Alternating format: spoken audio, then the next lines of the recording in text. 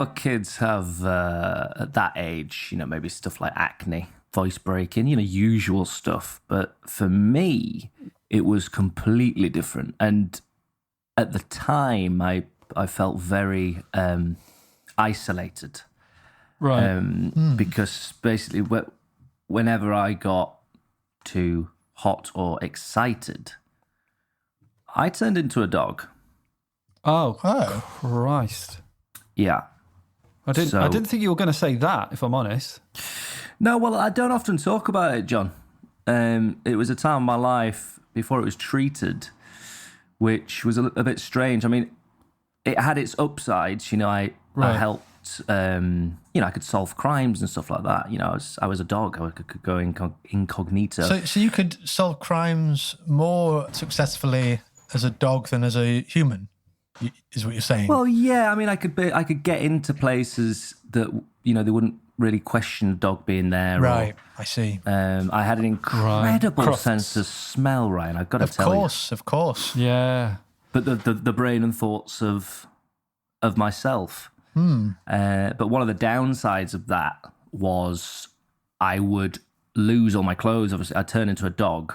Oh yeah, of course. And size difference. I'd be naked when and I wouldn't know exactly when I'd be returning back to human form. But then it'd happen, and lo and behold, I'd be Billy Bollocks. So, and this is when you were a child as well. Yeah, I was a young lad at this point. Yeah, dodgy. Yeah, and let me get this straight: you're wearing clothes. You turn into a dog. Do your clothes drop to the ground and then just scatter around? They're in a pile. Yeah, they're in a pile on the floor. And the dog sort of crawls, and you as a dog crawl out of the clothes. Okay, because what I was curious about is, do the clothes somehow also turn into the dog, but then when you turn back, the clothes are gone? No, that's not the case. No, it's very much like the Hulk. Well, that makes sense. Because that makes sense. It wouldn't have made sense otherwise, but that makes sense. I did a lot of stuff, but what would you lads do if you could turn into a dog for short amounts of time? Enter Crufts. Absolutely smash it. You think you'd be able to... You think your first day as a dog, you're going to smash Crufts, John? That's very confident. Well, all right, fair enough, actually. Yeah, the agility tests are really like... In fairness, though, John, you've got the mind of a human. So you probably would be able to do... You'd probably be able to, follow all the tracks and do all the tricks and things because... Yeah, but I think the dogs who enter those competitions are like... You see them do it, they're quick as a dog. Quick as a quick dog, yeah, I suppose. Quick as a whippet. They are fast. What would I do? I'd like to be, it depends where I am, but I'd love to just be let free on a massive sort of field with some water, just absolutely bound along the ground on the summer's day, boiling hot, get into the water, really one of those really smiley-faced happy dogs you see in the water, splash around, and then, I suppose, I don't know after that, that's all I really want to do. And then I'd get out of the water and I'd do a shake, in slow motion, maybe get it filmed, watch it back in slow motion later. And then you'd never change back. Yeah, and then ideally somehow document the moment I transform, because that's something I'd like to see. Yeah. Right. Matt, quick question for you. What was the treatment to get you out of this dog? Sorry, first of all, what kind of, how did you know it was going to happen to you? Like when you were going to change, did you know you were going to change? Yeah, my nose has started itching. Right. Would it become damp, I guess, your nose slightly as well? Yeah, that's right, Ryan. Nose starts running, and then you're like, I've either got hay fever or I'm about to turn into a dog. Yeah. Yeah. They just popped me on a high dose of anti-dogbotics and... Anti-dogbotics. Yeah, and I was cured and I was absolutely fine after that. So, some people have wet dreams. I turn into a dog. Yeah, well, it's puberty, isn't it? It affects different kids in different ways, different teens in different ways. My final question about this is what kind of dog were you? The big question, I'm sure everyone's wondering. When you turned into a dog, what breed was it? Well, funnily enough, I became a Jack Russell, which is not particularly in keeping with my own physical form, but of course I was a kid back then, so I was closer to a Jack Russell than, say, a bulldog dog or a Labrador as I am now. I mean, we've never had this question, but I suppose the question now would be, what breed of dog do you think we all are, the three of us? I don't know much about dogs. We could probably answer the question, what animal each of us are, what our sort of spirit animal is, but that feels like a different subject. So maybe we should stick with the dogs and say, what kind of dog is Ryan? Well, I don't know, maybe a little terrier or something. I don't know. Yeah, I'd say John's an Irish wolfhound, maybe. Yes. I'd put him down as that smart, sophisticated, and wild hair. Thank you very much. And also half Irish, so there you go. Of course. And John and Ryan, probably maybe a little French bulldog or Boston Terrier, maybe. Kind of squashed cute, up face, fun-loving, and a lust for life. And what one are you then? Oh, you've already said, I suppose. But what one would you rather have been? You said it wasn't suited to you, is what you thought. You as an adult, what dog would you be, I suppose, is the question I'm asking. I suppose nowadays, probably a boxer dog. Do you think? Oh, I won't put you as a boxer. What would you put me as? King Charles Spaniel. Noble. Maybe like a dark Labrador, like a Labrador with dark short hair. Don't give him Labrador. That's the best one. Everyone knows that. Nice, Oh, is it really? nice. I don't know the names of many dogs is my problem, so. Nice Labrador, yeah. Or a Doberman. Yeah. Maybe you'd be one of them silvery looking ones. Oh, yeah. No, we're just talking about dogs we like now. Yeah. Well, I'll say this before we move on. I'm very proud of you guys because when I asked you what would you do as a dog, and Ryan particularly gave a very lovely answer. Neither of you said you'd try and lick your own bollocks. Forgot about that, actually. Forgot about that. So good work there, lads. I'm proud of you for that. I do that as a human, but I wouldn't do that as a dog. Hey, and that's I tell you can hear there making you laugh. That's good old fashioned Ryan Howes. Hello, mate. Hello there. How are you doing? Good. Hello, Thanks. Matt. Welcome to Terrible Features, I suppose. Well, we should be saying. Welcome to Terrible Features is the main thing, isn't it? And of course, hello to Big John Patrick there. How you doing, pal? Hello, I'm doing fantastic, thank you. Brief look into my life. I've just looked to my shoulder and there's a muslin there for my baby daughter to be sick onto or whatever. Didn't even know that was on my shoulder, just there. And that's a kind of cloth we're talking about there, a muslin cloth. A muslin. Yes. Yeah. So that's my morning. She's just had her immunisations yesterday, so she's a little bit. Oh, bless. And if I was a very thick person, I might think, oh, those immunisations. She's a bit out of sorts. She's probably got autism. Yeah, that's true. But you don't think get me that. started. Don't get me started. Don't get me started. That's a feature. Can we work on that, guy? I think a title's there, isn't it? Don't get me started. Yeah. Come on, fill in the blanks. Text in, call in. There's another feature I do, isn't it? What's on my shoulder? You look on your shoulder, is there anything there? John had a look on his. He found a cloth. Is there anything on mine? Well, there's my T-shirt technically, but I don't know if that counts. I'm not topless, but that's attached to the rest of my T-shirt. So as far as I can see, nothing on my shoulder. Anything on yours, Matt? Just a chip. Is that my T-shirt you're wearing, Matt? No. Hey, I tell you what is true, and I don't know how interesting this is to the viewers. Listeners, really, I should be saying. Because the viewers might be interested because they'd be able to see. But I don't know how interesting this is to the listeners, but we're all wearing stripy T-shirts. And what about that then? We are. Oh, is that right? Yeah. Horizontal stripes, maybe. Absolutely. We don't... Vertical stripes are slimming, but luckily we're all in such good physical shape, we can happily wear horizontal stripes, and it makes no difference to our physiques. No. Well, I couldn't look any worse, so...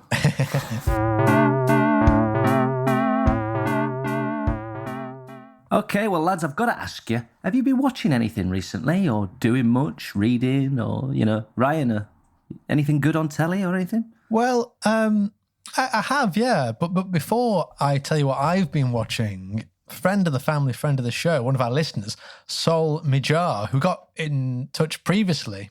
Again, I'm not sure I'm pronouncing that correctly, but Sol Mijar? But he got in touch anyway, is the main point, to say that he didn't watch a film this week. But the reason is he'd been listening to a new rap concept album. He said it's basically about Meryl Streep's grandson trying to get her the perfect Christmas present to get into her will. She wants a man, but is struggling. He shows her Tinder and sets her up on a date, but no luck. He takes on a second job and works himself to the bone to save money and eventually gets the cash to get her a gigolo, only to discover a week later that there was actually a perfectly serviceable man for her hidden inside his television. And I said, what's that called? And he got back in touch to say, the Streeps, a gran don't come for free. Jesus Christ. And That does sound good. good. well, I said to him, that does sound good. So thank you again to Saul Major for letting us know what you've been doing with your week.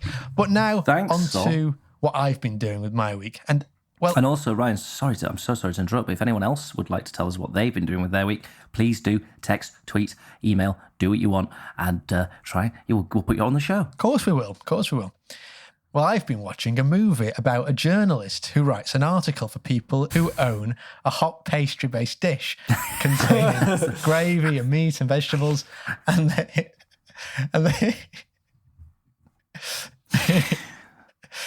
they actually want to get rid of their pastry. And this movie shows the journalist doing different things to try her best to misplace the pastry, like letting it slide down the back of the sofa, or leaving it on the bus, or getting drunk and forgetting where she's put it. And it all takes place over, well, let's just say less than a fortnight, but more than a week. Oh. Right. And what was that called, Ryan? How to Lose a Pie in 10 Days. Jesus Christ. That does sound good. Thanks. And I'll Does tell sound you, good. it sounds tasty as well. It sounds delicious. Oh, it got me hungry watching it, I'll say that much. It got me very, I very can peckish. imagine. Sounds like a tragedy to me, losing a pie. Yeah. It does sound like a tragedy. You're not wrong there. But you know, I've told you my life story, Matt. What have you been doing with your week? Have you watched anything or read anything or done anything? Me? Yeah. Little old me. Little old you. I actually did catch a movie, a James Bond movie, actually. Yeah, but it was it was like more of a artistic impression of Bond, really. Yeah, he basically works in a hairdresser's. Huh. Yeah, and a lady comes in with her two children, and she's starting to show a few white streaks in her roots, and it's quite a big deal for her, this. James Bond thinks, actually, rather than trying to get rid of the problem and hide it, is to embrace it and colour the whole hair the same colour as the white hairs that are coming through. Oh, yeah. What's that called? That was called Dye a Mother Grey. That does sound good. Doesn't that sound good? It was all right, yeah. But I'm just curious of what our John's been up to. I'm wondering myself, actually. What's he Stroking my been? chin. Got his goggles round. Well, let me tell you, lads, I've been watching a television program that is Japanese. And has been posh. franchised into different countries as well. But it's basically where 100 people attempt to run an obstacle course over water and try not to fall into the water, hoping to do it in the quickest time to win a big cash prize. What was that called, John? That is called Ninja Warrior or Sasuke, as it's known in Japan. That does Ninja sound Warrior. good. And they also sound good. they do a Ninja Warrior UK, I believe. Is that They right? do Ninja Warrior UK, they do Ninja Warrior America. They do them all. But Do you know who presents the UK one? It's old Ben Shepherd and what's his name? I don't know the score. I don't know what's happened down here. Oh, of course. What's his name? Chris Kamara. Chris Chris Kamara, that's him. Yeah, them two present the UK version. Sorry, John. Well, Andrew Flintoff is the one of the presenters of the Australian one, bizarrely. Andrew But yeah, Flintoff, who's that? Freddie Flintoff. Oh. His name's real Andrew, isn't name. Is his name Andrew in real life? Yeah, it's Yeah. weird. Okay. I don't know. It's Freddie Flintstone, isn't it? That's why they Oh, call is him. that- I think that's it. Oh, really? I didn't know that. Okay, interesting. And it's got to be a wind-up. No, it does remind me that I found this old radio and it doesn't have any place for batteries. I think someone would want it off like a kids' TV show, like off of Blue Peter or something. And it's just Like it looks pretty modern, but it's got a handle on it. Don't know. And it's got to be a wind up. That's funny, actually, you said that, John, because I had a tripod. In fact, friend of the family, friend of the show, Libby Burke Wild, sent me a video of a tripod that could only retract, not electronically. It didn't retract the legs electronically, so I just figured... And it's got to be a wind up. All right, that's enough of that. So basically, you know the thing. But I was sitting on. I had an egg timer. Jesus Christ! I had an egg timer, and I couldn't quite work out how to power it because it didn't take batteries or anything like that, and there didn't seem to be a plug-in element to it, and I couldn't quite work out how to power it. And it's got to be a wind up. What was that? Sorry, John. Go on, John. You were talking about. Ninja Warrior. So there's cash prizes available in the Japanese original. When they first made it, it was it's like $30,000 US style, but the American one is like 500,000 or something crazy like that. But I've watched it loads of times. You know, on a Sunday morning or something when you sat in your dressing gown, just like flicking through TV. I watched the first stage, and I'm always like, I reckon I could. Do the first That's little the bit when they beauty of it, jump isn't in, it? you go, I think I could do that, and then they get to that log where they have to grab onto it and roll down the hill. I'm like, nah, that's it for me. I'm done. Yeah. But by really the fourth hard. stage where they're having to literally climb across curtains, just grabbing onto the curtain material, I'm like, how the fuck does anyone? And a lot of times, no one actually wins. No one can finish the course because it's too difficult. Well, it's the producer's dream, isn't it? That's why they've got to keep making it harder and harder so no one actually wins the cash. But, they always have some comedy people as well doing it. People who are just doing it for a bit of fun like they had. Yeah. But so here's my question. Am I thinking of the right show? Because I feel like there's been a few shows like this. What's the one where it's like at the end you run up an almost vertical slope? That's exactly it. It's curved, so it's curved against you as well. Yeah, so that Big is Ninja wall. Warrior, right? Yeah. That's Ninja Warrior. Okay, cool. Okay, so the one I'm mixing it up with now in my mind is Wipeout or Total Wipeout. Total That's a Wipeout, bit more fun and games, isn't it? Because I feel like, I was going to say they should hire out the course for stag do's, but I think that's not Ninja Warrior. That's a different show, so not.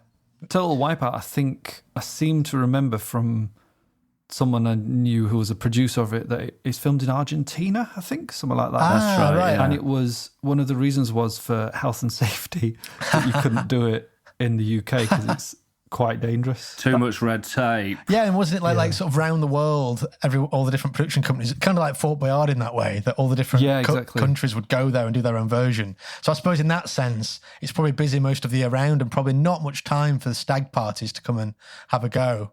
I think the Total Wipeout's kind of a cross between Ninja Warrior and It's a Knockout. That's right, yeah, it's the in-between, isn't it? I love it. And I always think I could do that. And then 5 seconds later, I think I could not do that. I am in no kind of shape. Really hard.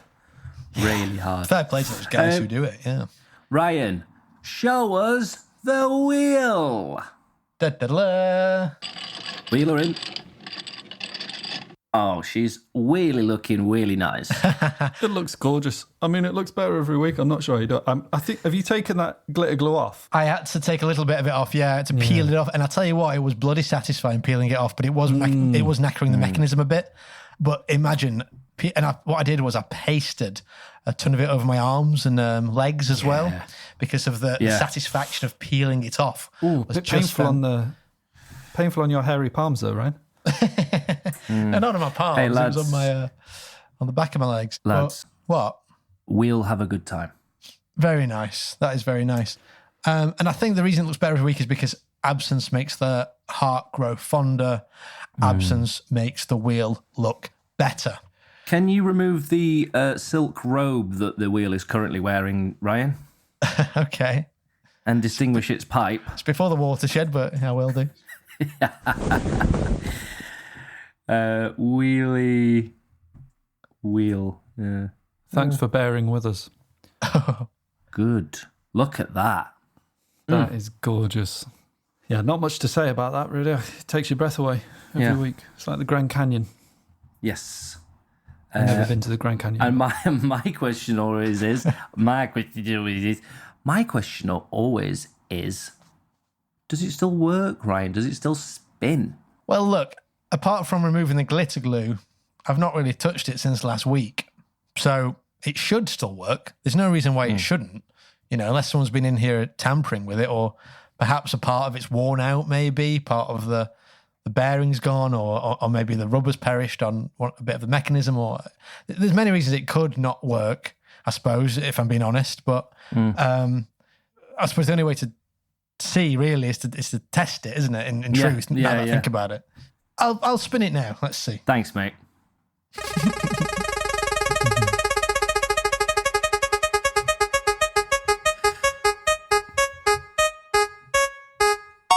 Genuine or genuine? Oh, here we go. Right. Genuine or genuine?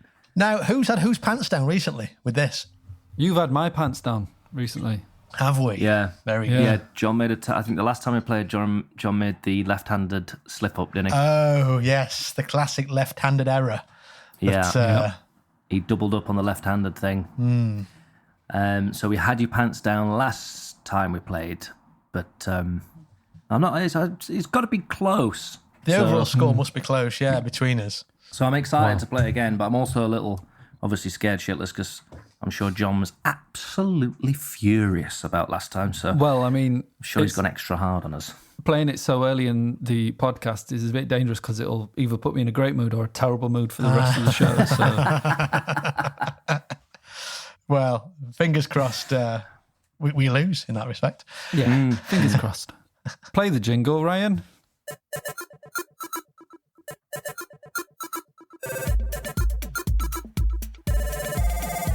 We're playing genuine or genuine. Is it matter of fact or is it actual crap? Genuine or genuine. He's got a fact addiction or is it all fiction? Genuine or genuine.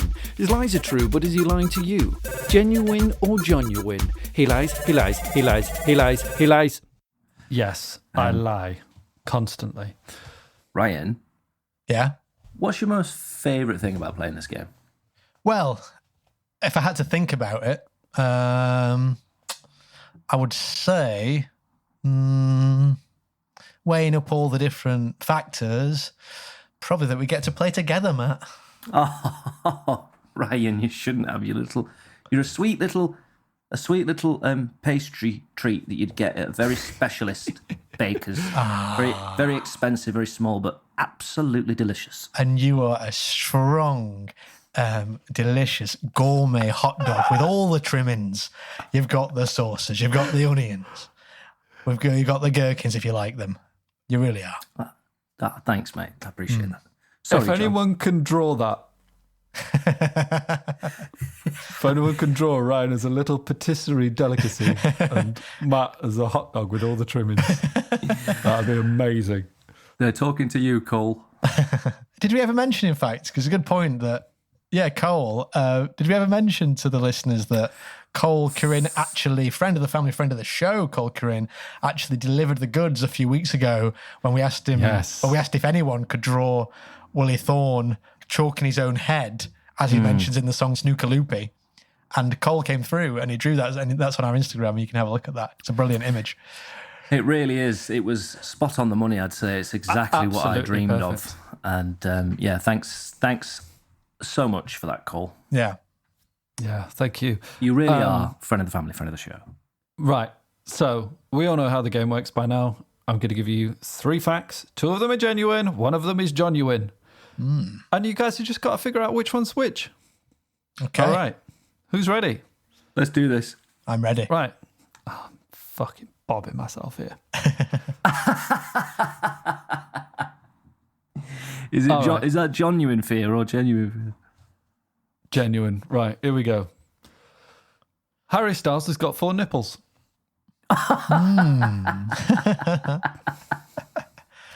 Okay. I can buy it.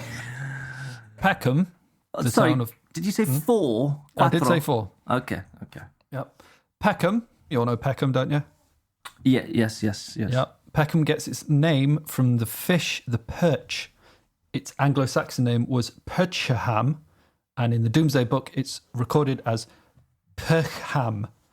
There was a stream running through the hamlet that was apparently rich with perch, that fish. And the final fact is that the Queen Mother, Prince Charles, and Prince William are all left-handed. Oh dear.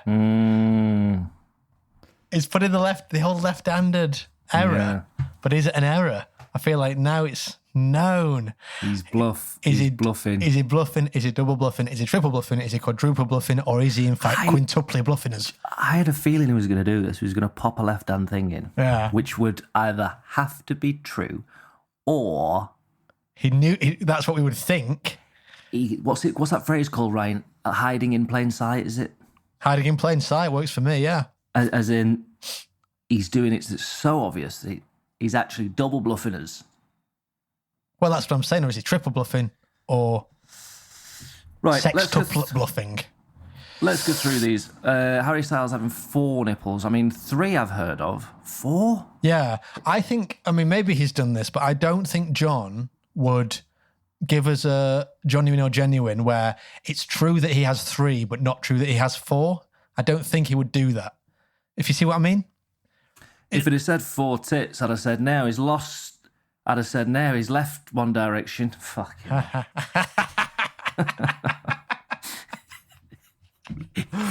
Oh dear. Fluffed it. Okay, 4 nipples. 4 nipples. That seems... I buy that, and I almost feel like it rings a bell, to be honest. Let me just Google it. I think the perch thing at Peckham, I think that's a crock of shit. Very well put together, though. I think John's gone some effort there to really lie. Can I tell you, I've been listening to a podcast called The History of the English Language, and if anyone's interested, probably not, it's really, really good. It's all about how we went from Proto-Indo-European and the Germanic influence, which made sounds like perch and the k become a ch. So now John's going to the effort of recording fake podcasts, doing all the voices, and slipping in these fake facts into the. Getting all these, it's got more subscribers than we have, and it's all just to swizzle us. Now, so why is he telling us that then to say no? Actually, the perch thing is true. Yeah, well, they're all true. If you look up Harry Styles, there's a picture of him, and he's just got 4 nipples. Yeah, I believe that, John. I believe that. I think that is true. I might be talking shit. I might be talking shit. I might be sending us down a garden path here, but I believe the 4 nipple Harry Styles thing for some reason. I don't know why. Well, because it sounds too ridiculous. No, because I think I've heard it before. All right. Okay, so let's say 4 nipples. I might not, but if I've. Let's just say, for sake of time. Yeah. Now, 4 nipples. Let's say that's genuine, right? Now I'm looking at the perch thing here. Can I just talk about the perch thing very quickly and why I think Please do. Why I think this is genuine? Because the spelling's so way off. Perch, Perch, right? Yeah, that's what I've got. Peckham, Peckkham.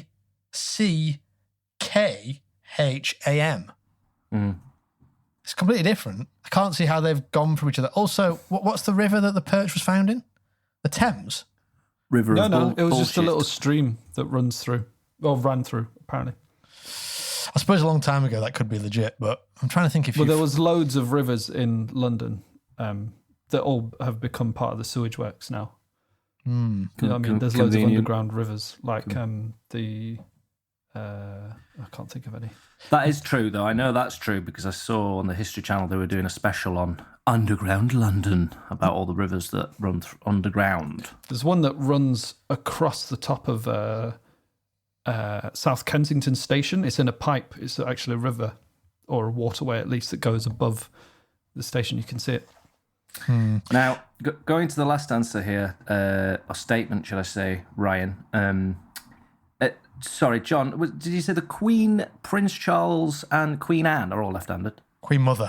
Queen Anne, sorry. The Queen Mother, Prince Charles and Prince William are all left-handed.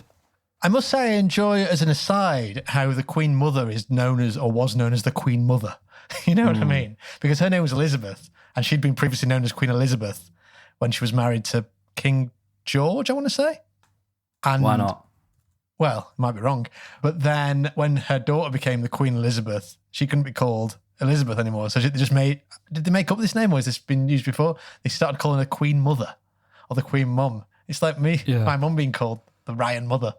Gotta go and see the Ryan Mother. Ryan Mother, is my tea ready? What do you mean like being called? That's what I've always called her. The Ryan Mother. The Ryan Mother. Now, to get that information, though, he would have had to... Where's he got that? He's searched for left-handed facts, hasn't he? Because he wants to put the left-handed fact in there to send us...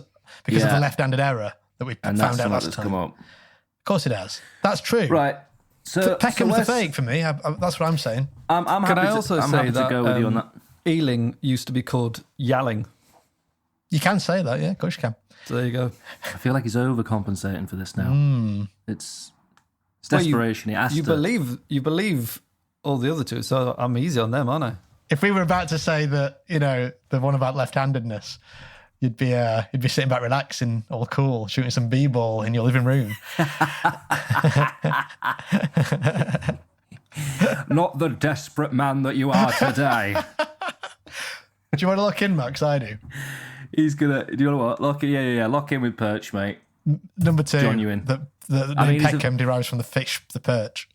If it is JOHNUINE, it's a very good JOHNUINE. It's a great I'm one. Still not sure now when I'm saying it, but we've got to lock in. Yeah. And that's our answer, John. We're saying that the Perch Peckham is absolute JOHNUINE. Cool. Well, thanks, guys. That's all we've got time for today.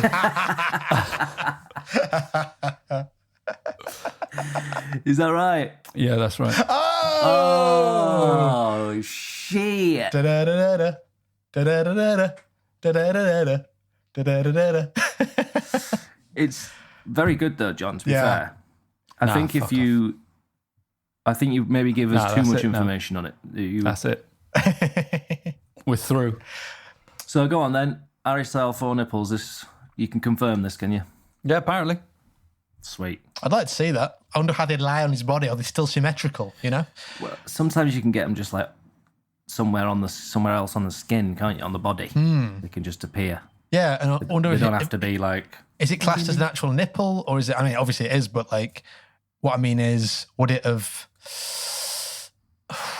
Because obviously the male nipple is from when we're in the womb and the gender's not been assigned yet, and then the women develop the nipples, which have a purpose, and I guess the men's don't really, do they? But would these, if he'd have developed into a woman, would his third and fourth nipple have produced milk, is I guess what I'm asking. Probably not. Do you want to know why it's called Peckham? Yeah? It's from a word, Pesheha. Ah. Yeah, Pacheha, right? Ah. So it just kind of sound like perch, yeah. Which means village among the hills. Ah. And the Old English word for hill being Piak.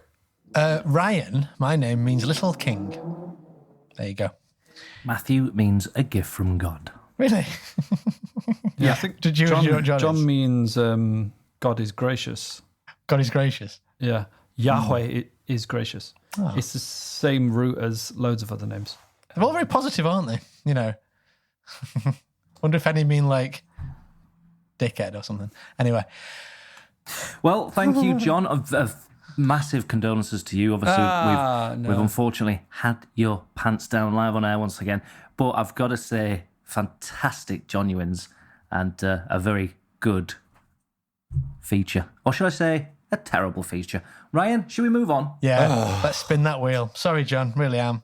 Feel for you, but, Don't let it ruin the rest of the show for you, John, really. We've got a lot of packed fun to have, so come on. Okay, you can bring it back in the next round. Let's see what the wheel has to offer. It'll cheer you up.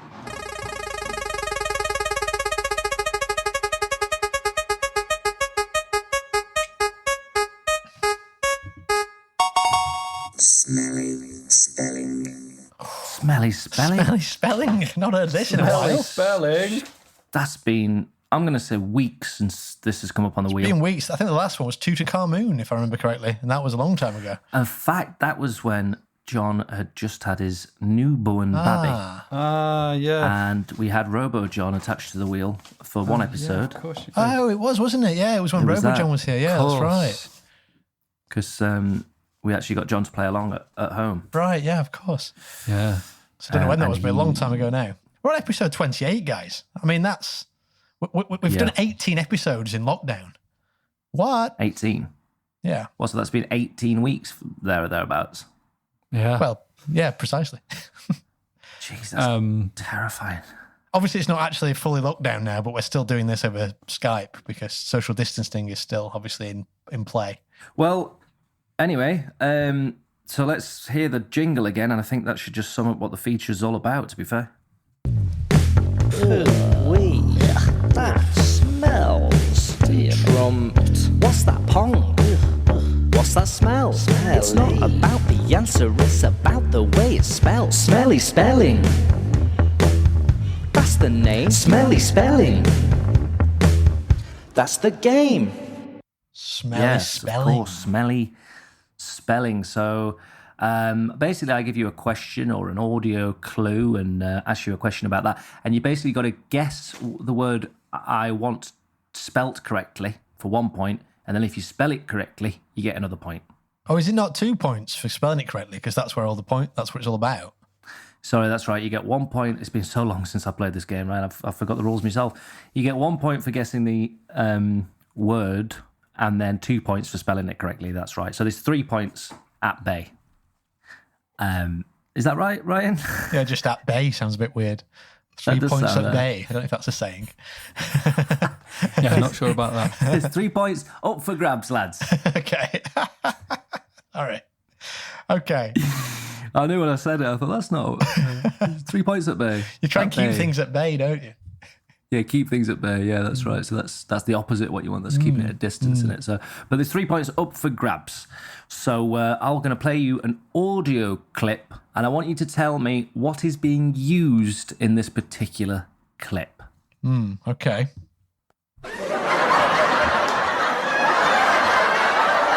Thank you. Yeah, so how does a sarcastic person like their steak? Oh, well done. Oh no, the joke's died. Hold on 1 second. Yeah, right? Because being sarcastic, it sounds like it's being sarcastic. Yes, so what did that comedian use then to bring his joke back? It's those... I mean, I've seen it used in the likes of Mr. Bean. The sort of the two electric... I won't say too much, but... And with that, how is it spelt? You can play the clip again if you want, Ryan, if you... Yeah, let's do that.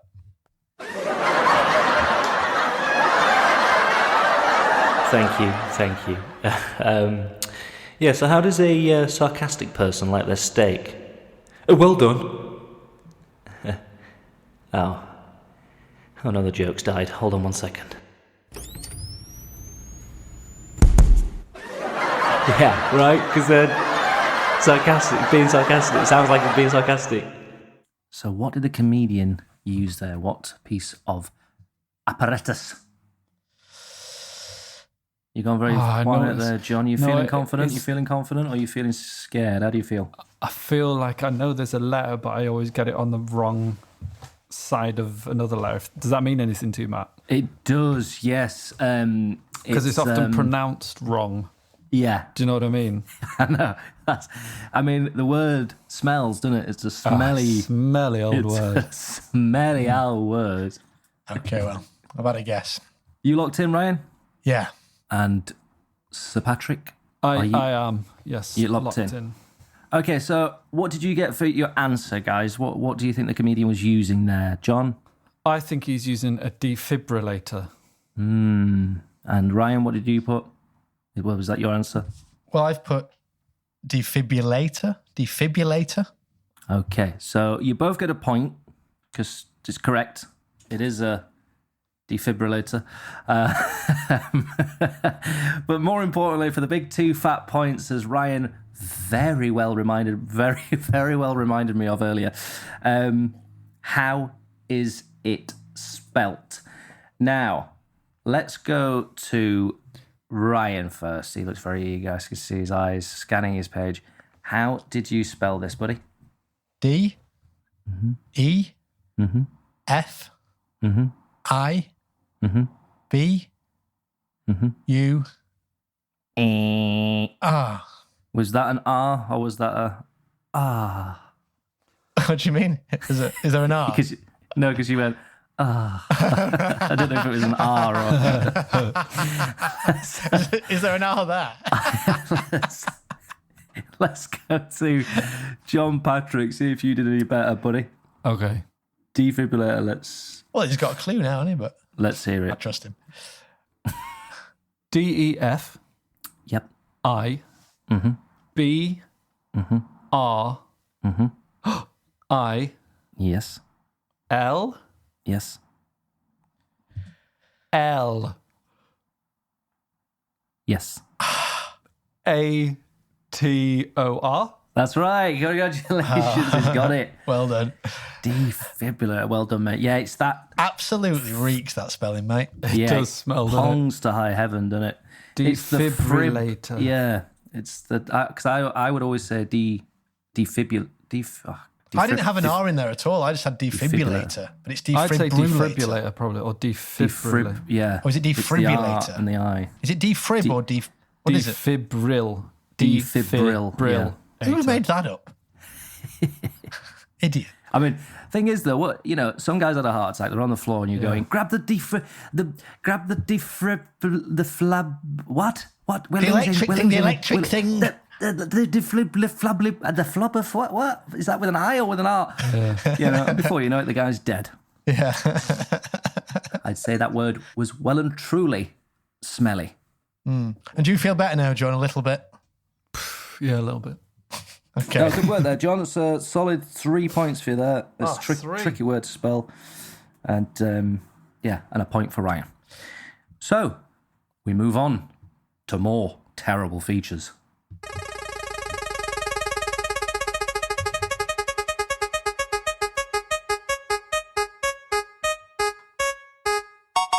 What tree is me? It's another classic feature from Full the of archives. classics, isn't it, today? Yeah. Full of classics today. Not heard this in a long time. I love the jingle of this one. Yeah, shall we just Gotta have the admit. jingle and then we can talk about it afterwards? Because I'm gagging to hear it. It's been so long. Ash tree or an apple tree or beech tree or a cherry tree, elm tree or a willow tree or juniper or field maple, oak tree or a Scots pine tree or yew tree or a poplar tree, lime tree or an orange tree or hornbeam or a common hazel. What tree is me? I'll give you clues and then you'll see. What tree is me? Can you guess the tree? What tree is me? And this was a feature that was designed in episode 1 of this podcast, but it's only come up a few times, to be honest. I think last time there was a bit of a twist in the tale where we had Alison Hammond, the presenter, interviewing a tree. Yeah, of course. So that was a bit off the beaten track, but this time it's back to normal, back to old classics. I'm going to give you 3 riddles, each of which gives an answer which is in fact a tree. The same tree, the answer is the same for each riddle. I can't remember. It's been a while since we played it. I'm not even sure how to play this anymore. Basically, I think so now. I'm going to give you 3. I'm going to give you 3 riddles. Okay? And the answer to each riddle is the name of a tree. Not 3 different trees, but in fact, the same tree. And if you get the answer, you can lock in after 1 riddle for 1 point. No, for 3 points. You can lock in after 2 riddles for 2 points. Or if you need all 3 riddles, you can lock in after 3 riddles for just the 1 point. Does this make some kind of sense? Yes. Absolutely. Okay. I always overthink it, though. That's my problem. Okay. Well, I've got to get into Ryan's mind. get into my mind. Crawl inside. I'm going to give you my first riddle. And the answer is a tree. So that's a massive clue to begin with. What tree is me? Change one of my letters and you will find a problematic TV show from circa 1999. Okay? Change one of my letters and you will find a problematic TV show from circa 1999. I'll give you a few moments to think about that. And then you can let me know if you want to lock in now or if you want to riddle on for riddle number 2. Can I just have that riddle one more time, please, Ryan? Change one of my letters and you will find a problematic TV show from circa 1999. That's hard, but... Well, they get easier, I think, the riddles. That's how I've tried to do it. Okay. Do we both want to move on to the next one, or do either of us want to lock in? I'll have the next one, please. Yeah, same Move here. on to the next one. Okay, riddle number 2. Take a young goat that can kick and can choke, and in a classic movie, watch it tending to me. That's take a young goat that can kick and can choke, and in a classic movie, watch it tending to me. Okay? Tending to me. Is that what you're saying? Yes. Take a young goat that can kick and can choke, and in a classic movie, watch it tending to me. What? Some of the listeners have got it by now, I'm sure. So, do we want to lock in, or do we want to riddle on? I'm probably going to riddle on, actually, mate. Yeah? I think I need to. Any ideas, though? Have you got any inklings in your mind? Just out of interest. I'm confused by the... Well, I got a young goat. Yeah. And see, that's a particular word. Yeah. And then... And then a classic movie where you can see it tending to me. Interesting. Yeah. Well, Are they related? Is that about a goat tending to someone? that riddle is all related to... Every line of that riddle is related to each other. Yeah. Okay. You want to look in, or do you want to move on? We've got to move on. Riddle on? Yeah, riddle on, mate, riddle on. You're going to be riddling on, John, if you don't give me an answer. Yeah, no, riddle on. Okay. Okay, here we go. Riddle number 3. I'm smaller than most, but I look a lot bigger. You can plant me with a trowel. No need for a digger. I'm smaller than most, but I look a lot bigger. You can plant me with a trowel. No need for a digger. Okay. I'm going to lock in. He's locking in. Well, yeah, he might as well now because there's no more. I've got to, no more riddles. Yeah, okay. You got an answer? You both got answers? Yeah. Okay, so, John, what is your answer? What tree is me? I've got a bonsai. Bonsai tree. Interesting. And Matthew, what tree is me? I've also gone for bonsai. Well, I can tell you seem unsure, but you're both absolutely right. Oh, brilliant. It is. You both go away with 1 point. And isn't that lovely? A lovely little draw. It's a lovely little point to get. The night is show. Was that the banzai? Is it banzai? Yeah. That's right, yeah. Change one of my letters yeah. and you will find a problematic TV show from circa 1999. That show is Banzai. Obviously, you change the A for an O, you get Bonsai. That show is pretty racist when you look at it now. It's an English show where they've just employed a lot of Asian actors to play stereotypes. But Mr. Shaky Handman was funny. You can't argue with that. Didn't that be Ricky Gervais does that bit about how there was a BAFTA for like most innovative programming, and it was like Blue Planet, something else, and Bonsai, and Banzai won it. Thanks. Really? That's amazing. Yeah, so it's not like that. And then, sorry. So explain number 2, please. Number 2. Take a young goat that can kick and can choke. A kid. And what kind of kid kicks and chokes? Did you get this, Matt? Any idea? A karate kid? A karate kid. And in a classic movie, The Karate Kid, watch it tending to me. And he tends to a bonsai tree famously in that movie. With Mr. Oh my. It's a lovely clue, though, to be fair. Yeah. It's a good clue. And then I think the last one, you basically probably got it on the last one. I'm smaller than most, but I look a lot bigger. Well, it's a small little tree. You can plant me with a trowel, no need for a digger. Yeah, because it's just a tray-based tree. You know, you don't need a... I suppose that there is other trees you can plant with trowels, in fairness, but the other clues lead to a bonsai. But you got it. You both got it in the end. So, You should write crosswords, Ryan. what did it? Was it just the fact that it was small that got you there in the end? Well, I thought small could be a bonsai, and then I thought back to the first riddle, and I thought, that could be banzai. Yeah, same. And then, second one, kid. I did think Karate Kid, but I was like, Karate Kid, I don't understand. So, but yeah, once you got it, it all connects, doesn't it? But too late for the big points, Ryan. Too late. Yeah, it all becomes clear. And also very well done to anyone who got that at home from the earlier clues, you know, or at all, really. Well done. Yeah. And yeah, I'm quite pumped about that. I think that was a good round of What Tree Is Me from my point of view. Yeah. That was bloody good, mate. Yeah. So I just made them up off the top of my head as well when it came up on the wheel. You know, you got to give me some credit for that. Yeah, of course. That is impressive, yeah. Shall we spin the wheel, though? Speaking of spinning wheels. Spin on, baby.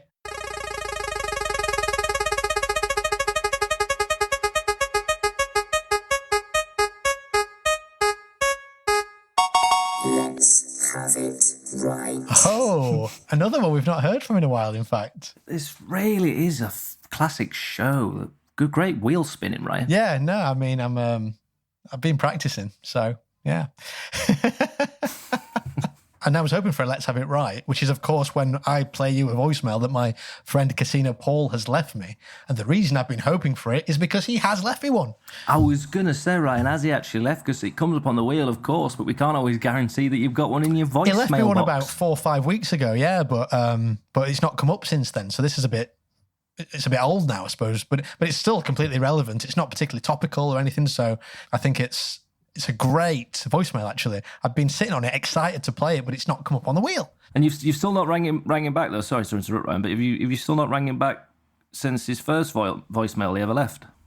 I've never spoken to him in person, no. Right, I see. Wow. Okay. No, I met him once down the casino, and then he gave me his number. We exchanged numbers, and he started leaving me these voicemails, but I don't want to actually speak to someone on the phone. It's 2020, you know what I mean?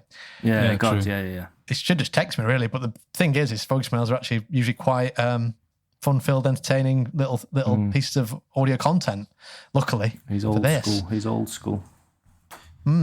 So, I mean, I suppose it's as simple as I'll just play the jingle, which is this. Someone needs to say something. Shut long time someone said something. They need to hear you say it. Tell me why I haven't said anything. Someone had it right. Let's have it right. And then I guess it's as simple as I'll play the latest voicemail where he's having it right about something or other. Please. No, let's have it right. I cannot get my head around these people He needs to hear that this. take the tea bag out of the tea and put it on a sink or put it in a little dish and not just put it in a fucking bin. I don't get it and my patience wearing thin. I use my tea bag and stick it in the bin. It's win-win, satisfying. So clear up your rubbish and dash it in the bin. I'll stack 'em high on a little dish. Looks pretty horrible and smells like piss. Take a shot, the bin's just there. What's the matter? Are you scared? It's win-win, satisfying. So clear up your rubbish and dash it in the bin. Not in the sink, that's even worse. What if one of those bags was to burst? I bet you made the tea and put the milk in first. Put it in the bin, it's not cursed. It's win-win, satisfying. So clear up your rubbish and dash it in the bin. Just don't get it. I mean, it takes as much time as it does, you know, putting a fucking tea bag in a dish or in a fucking sink than it does to actually put it in a fucking bin. Do you know what I mean? So, yeah. Anyway, Ryan, I'll ring you back again soon. All right, mate. Speak to you soon. All the best. Much love. Well, that's very nice. Well, of a it's minute not finished. Oh, sorry.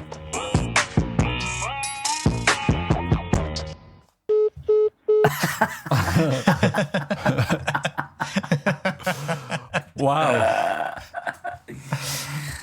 Well, good to hear from Casino Paul Oh, again. it's always And great to hear from him. I'm glad he's still having it right, if I'm honest. Yeah, and he makes a really good point about people who make the cups of tea and then just leave a little pile of, a pile of disgusting sorts of tea bags on the side of the sink, just getting cold and horrible. That's the worst. I've never understood that. No. And the fact that the dishes exist to create that problem. Oh, yeah, it's true. Like the little... Yeah, my parents are advocates of it, and they say that I'm going to trail tea liquid across the kitchen floor. If I agree with them. If I take it over to the bin, but I'm not going to. Or if I do that, I'll just clean it with my sock, won't I? I mean, simple as that. Of course. Oh, Ryan. Because you agree with them, John, yeah. because in actual fact, and you can argue the case now, because I hate to say it, but you've been known to do this before. You've been known to leave the tea bags on the sink. Yeah, but I only do that because I know it annoys you and I hate making the tea for everyone. I see. Because I was going to say, my kitchen floor there's no danger of it getting dirtier. A bit of... No, that's true. I'd rather have the tea bags in the bin and a bit of tea juice on the floor than the pile by the sink. It's already filthy. No, I have a little tray in my gaff. I have a little tray because the bin is on the opposite side of the kitchen and there's a risk of drippage on the floor. With the tray there, though, you're then obviously picking up the tray, you're taking the tray over to the bin, fine, you're decanting the tray into the bin, right? Into the compost. Into the compost, very nice, very posh, but obviously very nice. Is it? Composh. It's composh, John, it is. It's great for the environment, I'm just saying it is composh. But when you leave the pile of tea bags on my sink, I don't have a little tray. So what do you expect me to do? Take it with my bare hands? And Sorry, I apologise for it, Ryan. okay. And have you put Casino Paul up to this? No, not at all. To give you some credit there, John, I think a dish is one thing, because I suppose you are eventually going to... Oh, yeah. I see that. Yeah, I see that. A miniature mound of kind of corpses. I don't know, some horrible pile of... Anyway, the dishes, I suppose, is one thing, and you can decant, like you say. But the people that dash it next to the sink or into the sink, like, that's just... It's like, I don't want to drip on the floor. Oh, but you don't mind making the sink look fucking disgusting. Yeah. So you agree with Casino Paul then, it sounds like? I've got to agree with Christina Paul there, actually. Yeah. He's actually... I'm glad someone's had the brass bollocks to actually say it. And, do you know what I mean? And, he is, although he gets aggressive sometimes, he's salt of the earth, heart of gold. Heart of gold, salt of the earth. No, he was talking about putting the milk in first there, wasn't he? That's another thing, yeah. Using that as an insult. But, I'm pretty sure my grandmother used to make delicious tea, but she used to brew the tea and then... in a pot? Yeah, and then she'd put the milk in first. And it was always fine. I think she just got it banged on, but that's seen as an insult these days, isn't it? Like putting I think milk if you in put first. milk in with a tea bag, you're a psychopath. Because your water's just going to be not as hot. Yeah, it's true. You know what I think mean? if you've got to be up to a certain temp to get that tea brewing properly. I think if you have a teapot, you put the milk in and then pour from the teapot, that's a different story, isn't it? Yeah, absolutely. Absolutely. I actually have a fact, because I made a documentary once in university. I went down to the Tea and Coffee Museum in London and interviewed the curator of the Tea and Coffee Museum. And he explained to me exactly why, from the horse's mouth... Interviewing curators. Very posh. It is quite a posh thing to do, isn't it? To be fair, that is quite posh. I'm trying to socially... What's it called? Socially elevate or socially transport myself? What's the word? Future Ryan here. Past Ryan's talking about the idea of social mobility, I think. I'm hanging around with people like yourself, John. I'm trying to become posher. I'd love to be. But I will push you down. Anyway, I interviewed this guy and he said, basically the reason people used to put the milk in first was because if they put the hot water into the old China cups, it would crack them. Whereas now with the modern mug technology, you don't need to do that anymore. So you can actually just put the tea bag, the hot water in, and then put the milk in. Now, here's a question. Do you put the milk in while the tea bag is still in, or do you... I do this. I squeeze out the tea bag with a spoon as much as possible, and then I put that straight in the bin, of course, and then I put a drop of milk in. What do you think, guys? Yeah, I agree with you on that one. I would agree with you. Also, like Casino Paul says there, he says it's satisfying. I think especially if you get from... So what I like to do sometimes is go straight from the tea cup itself, pull out the tea bag, and with the teaspoon use that as a kind of old-fashioned projectile, and to dash, to toss it into the bin. Sure, almost. Okay. And if it goes straight in and doesn't touch the sides, then it's true. It's pretty satisfying. Well, I don't know about that, because that feels like it's going to create chaos as well, in fairness. People are afraid to try in case they might miss. But sometimes in life, you've got to take risks, even if you misks. Thanks thanks for that, though, Ryan. And thank you, Casino Paul, and quite officially, friend of the family, friend of the show. And I don't think either Ryan or John would dispute that. No, not at all. Would not. God, no. But have we time for another spin, Ryan? I've lost track of time. I don't know. It's not quite time for another spin because, the moon is coming out, the sun is going down. Yes. Because, of course, it's getting dark. But... Yes, I see John packing his pipe again there. his night pipe. My note pipe, yeah. It keeps you warm, doesn't it? Absolutely, yeah. I've just got a little warm, a hot water bottle, but an old-fashioned one that's slowly on the boil, just below my feet. That's nice. So Well, I like to put I put a bit of tobacco in my pillow so that catches and that'll burn slowly through the night. I've put the electric blanket on and that's one of those. It's a very old electric blanket from the 70s, isn't it? It is, in fact, yes. Very dangerous. I can't sleep because I'm in fear constantly of being electrocuted. You've not got a waterbed, have you, Ryan? Yeah. Oh, bloody hell. You don't want to wake up coddled. Which is a line from our very fantastic pilot episode, Don't Tape Over, which you can check out. And Ryan, isn't that going to be in a festival sometime soon? Yeah, so we made a pilot called Don't Tape Over, and you can watch it on YouTube. Just type in Don't Tape Over, Seldom Differ, something like that. You'll find it. And it's an official selection for a film festival called Pilot Light TV Festival, I think, which is very exciting and very nice. And it's backed by the BFI. But Ryan, I heard the festival was in Manchester. I don't think I'm going to be able to get up there, or my friends and family are going to be able to drive up. No, Matt, you're mistaken. Because the brilliant thing is there's been a global pandemic, which means that the festival is now taking place online. Oh, fantastic. So on some dates, which perhaps... And Ryan's just looking up the dates as we speak now. But, of course, we will keep you updated with this festival. And if you keep a keen eye on our social activities, we will be promoting that and to see if you can buy tickets to the festival. Ryan? Yeah, so I think it's happening on the 15th and the 16th of August. And I guess you can just buy tickets somehow. I'm not really sure how it's going to work, but yeah, we'll check out our Twitter and stuff and our social media, and I'm sure we'll be posting about it. Brilliant. And is there anything else to plug while we're here, Ryan? Just our Patreon, really. Oh, brilliant. It gets boring talking about it, though. If only there was a jingle we could just listen to. Well, that's a good point, mate. It would be good if we could just play a jingle, wouldn't it, to explain everything about the Patreon. And the good news is, on the count of 3, we can. 1, 2, 3!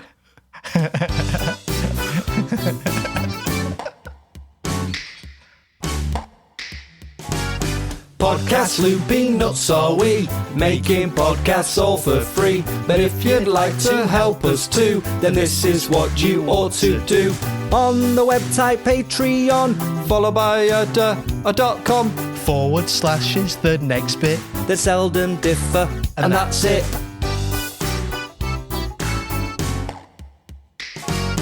Podcast loopy nuts are we, making podcasts all for free. But if you'd like to help us too, then this is what you ought to do. Sign up to us and then pay us £1, £3, £5 or £10. Bonus podcast worth the fuss, appreciated by us.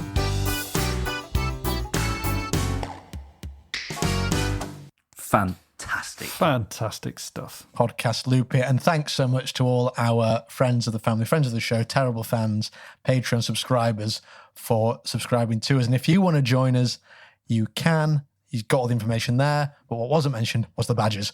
And the badges have arrived and they look fantastic. And you will be sent a badge if you're one of the first 50 subscribers. So yes, but like Ryan said, fast. Yeah, like Ryan said last week, they're flying out of the bag.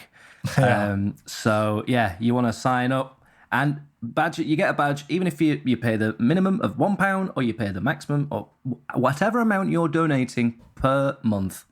If you're one of the first 50, you will get a badge. If you donate as £1 million, we'll give you 2 badges.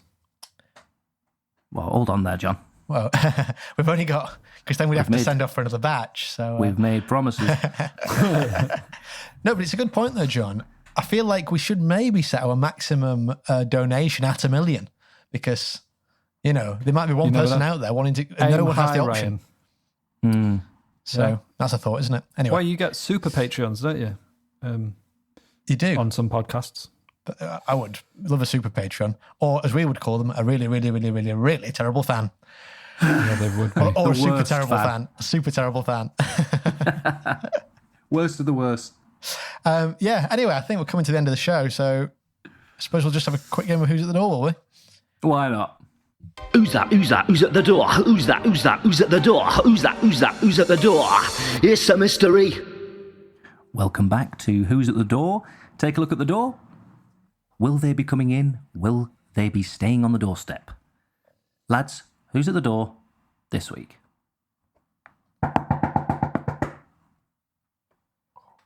We go to Ryan House.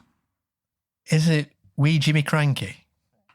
Oh, that's a fucking good guess, that. Go to John Patrick. Is it Danger Mouse? Danger Mouse. I can say you're both very close, but unfortunately, it was Martin Lawrence. Oh, of course it was. Yeah. Sorry, Martin. I'll you get it. Stay at the door, another door. It cost me an arm and a leg to get him here as well. Yeah, I was going to say it's good of him to come over, but you have paid him a fee. Paid him a lot of money, yeah. Yeah. So, but can't let him in, unfortunately. No. But there you go. Well, that concludes another fantastic episode of Terrible Features in my eyes and in my ears. It's been a lot of fun speaking to you boys, and thank you very much for being here. Of course, John Patrick. Hello. Goodbye. And a huge ta-ra, of course, from good old-fashioned Ryan Howes. Ta-ra! That was a big one. And I'll leave you with this. You can clean your ears with litres of bleachers. Don't do that. But you can't take back what you've heard on Terrible Features. Good night. Good night. Good night. Gonna run out of things that rhyme with features. You have been listening to Seldom Differ's Terrible Features with Matt Skillington, John Patrick and Ryan Howes. Intro and outro theme by Old. You can follow them at Old Music on Instagram. If you want to follow the boys at Seldom Differ, you can get them at Twitter at Seldom Differ, Instagram Seldom_Differ, and Facebook at Seldom Differ Comedy. You should also subscribe at Seldom Differ on YouTube. Thank you to Luke Collins at Appley Bridge Studio for his additional audio work. And thank you to all you Patreon subscribers. If you're interested in supporting us, then go to patreon.com/Seldom Differ. And there you can donate as little as £1 a month, that's 25p an episode, that's not too bad, to £3 plus a month, which will allow you access to all of our bonus material. Please do give us a 5-star rating and a review. We'd be unbelievably grateful. Thanks for listening.